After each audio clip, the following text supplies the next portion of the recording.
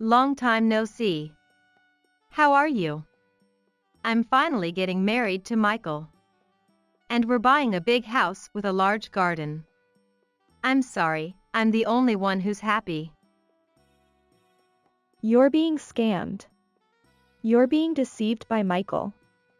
My name is Olivia. I'm a 26-year-old part-timer.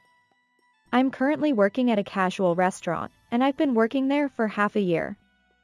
I used to work for a company as an office worker after graduating from college. And I worked hard at my job after I got hired. That's when I got closer to Michael, a senior at my company, and we started dating. Michael was a very capable person, and he was a reliable and excellent senior who was trusted by everyone. He was in charge of training me when I joined the company as a new employee, and he was very kind and gentlemanly, and I admired him a lot. So I was really happy when he asked me out for dinner. After that, we went out more and started dating. We continued to date smoothly after that. We got engaged after a year of dating, and we decided to get married. We also went to meet each other's parents and got their approval for our marriage. I thought I would build a happy family with him. That's what I thought. But then something unexpected happened. Sorry, break up with me. What? What do you mean? I decided to date Jennifer. What? Jennifer was my best friend. I had introduced Jennifer to Michael a few times when I was dating him, but I never thought they were connected behind my back. I was so shocked that I couldn't think straight. And then I got a telegram message from Jennifer. I'm sorry, Michael likes me better. I was betrayed by my best friend and my fiancé.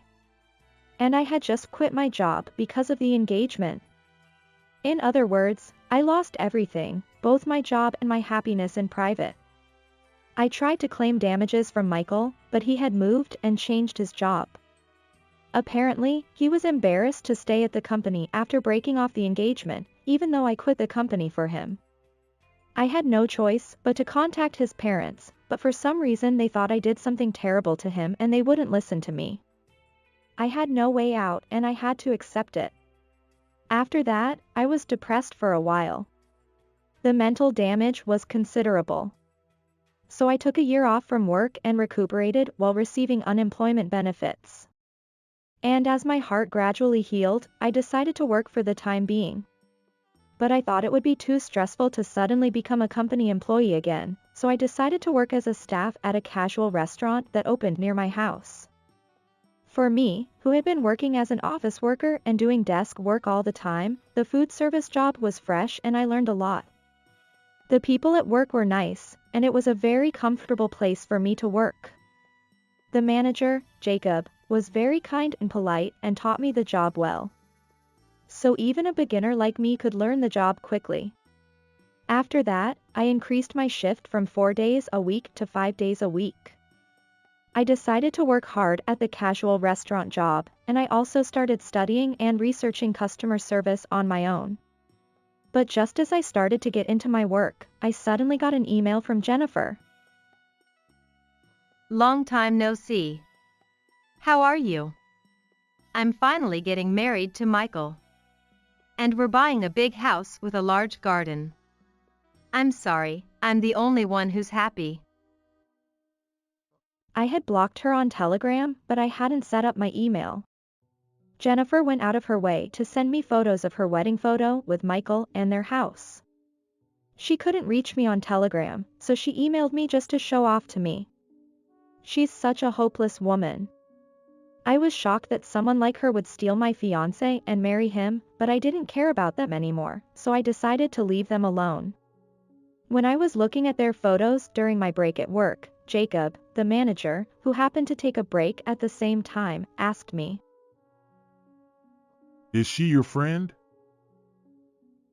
He seemed to be curious about Jennifer's wedding dress in the photo. Oh, no, she is my ex-friend, I guess. Huh?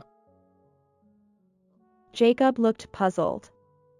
I didn't care anymore, so I told him everything honestly. Jacob was surprised to hear my story.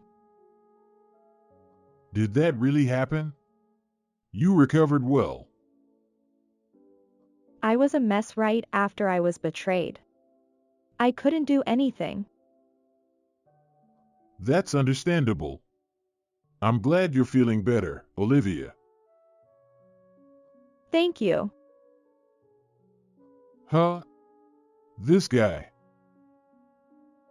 He stared at Michael in the photo. What's wrong? Do you know this guy? Well, where did you meet this guy, Olivia?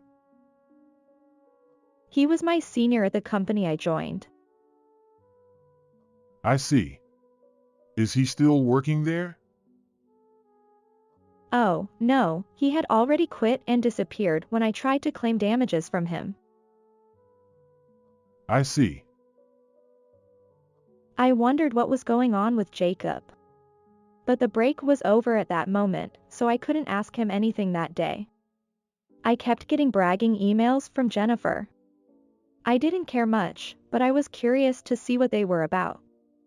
They were all about how she went to fancy restaurants, or went on overseas trips, or stayed in a suite room at a luxury hotel. But I wondered. I didn't know what kind of job Michael had now, but he didn't make that much money when he was a company employee. The company we worked for was a small and medium-sized enterprise, and the salary was average or a little lower. So I doubted that Jennifer could afford the rich life she was boasting about with Michael's salary at that time. But it was none of my business. I decided to live my normal life as usual. Then one day, during my break at work, Jacob came up to me. I have something to ask you. I wondered what it was, and he said he wanted to know more about Michael. I'm sorry to ask you about the man who betrayed you. It must be painful for you. Well, it is, but do you have a reason to investigate him? Actually, I was surprised to hear Jacob's story. I couldn't believe that Michael had done such a thing. I decided to cooperate with Jacob. I told him about the bar where Michael was a regular, his hobbies, his way of thinking, and we thought of places where Michael might go. Then we went to various places and found Michael. But if I contacted him, he would run away again, so Jacob contacted him. Jacob was friendly, and Michael gradually opened up and started to spill his crimes. When we had enough evidence, I contacted Jennifer. I unblocked her on Telegram and called her. Hello, what's up? Are you so jealous of my life that you had to contact me? No, that's not it. I wanted to warn you. Warn me? About what? About Michael. You're not being deceived by him, are you? Huh? I'm being deceived? What are you talking about? There's no way. Don't say weird things out of jealousy. You said he bought you a house with a large garden, right? Did he pay for it in full? Huh? Why are you asking me that? Just tell me.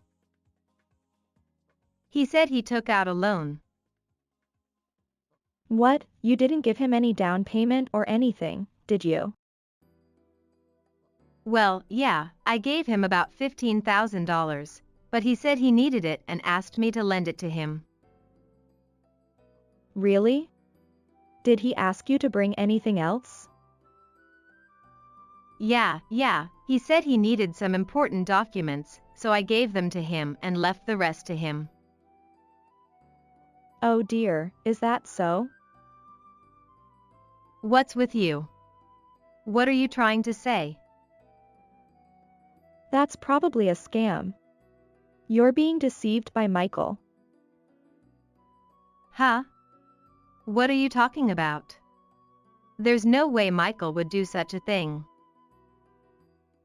He sure knows how to act sincere. I was fooled too. Hey, Michael is not your fiancé anymore, he's mine. I won't let you badmouth my Michael. Suit yourself. But I warned you. Humph, you're such a loser and a pathetic woman. Don't ever contact me again. She hung up the telegram call. She's hopeless if she's brainwashed like that. Oh well, I'll have to find another way to contact Michael and Jennifer. And Jacob and I decided to execute another plan. That was when Jacob, who had become friends with Michael, tried to double date with Michael. Jacob said that there was a way to make more money easily and invited Michael out. They agreed to meet at a cafe, and when Michael and Jennifer arrived, Jacob and I came out. They were surprised to see me. Why are you here? Why are you here? I couldn't meet you guys unless I did this. Don't mess with me, I'm leaving. Jacob stopped Michael from leaving the place. Wait, if you run away now, I'll call the police. Huh? What do you mean? Weren't you on my side? Why are you with Olivia? Olivia and I are colleagues at work. And we are here together to punish you. Punish? Michael, you have committed marriage fraud twice, including this time with Jennifer, haven't you? What are you talking about? Michael was flustered. Then Jennifer shouted at me. Hey Olivia, what did you do? Did you tell this stranger something weird? Shut up and listen. I glared at Jennifer and silenced her. And Jacob continued his story. I was in Australia about 6 years ago, and I had an American friend named Sophia. As soon as Jacob said that, Michael's face stiffened. Sophia? Yes, the Sophia you know well. You promised to marry her, but you stole $20,000 from her for the wedding expenses and ran away to the U.S. Michael was silent, blinking his eyes. What? No way, Michael. Even Jennifer was surprised.